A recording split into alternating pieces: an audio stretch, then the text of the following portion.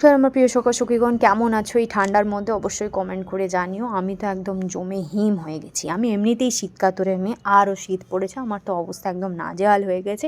আজ যাচ্ছিলাম একটু ঘুরু করতে, তাই ভাবলাম তোমাদের সাথে গল্প করতে করতেই কেননা রেডি হই। তো সবার প্রথমে যেমন অ্যাজ ইউজুয়াল আমি লাগিয়ে নিলাম টোনার, যা আমি গোলাপ জল আমি ইউজ করেছি। তোমরা কি জানো আমি এই শীতের মধ্যে কোথায় এসে ভয়েস ওভার দিচ্ছি? ছাদের মধ্যে। এই শীতের মধ্যে চারিদিকে হচ্ছে পিকনিক, আর সব দিকেই গান বাজছে, আর নিচে হচ্ছে সবাই এত কথা বলছে যে আমাকে ছাদে এসে ভয়েস ওভার দিতে হচ্ছে।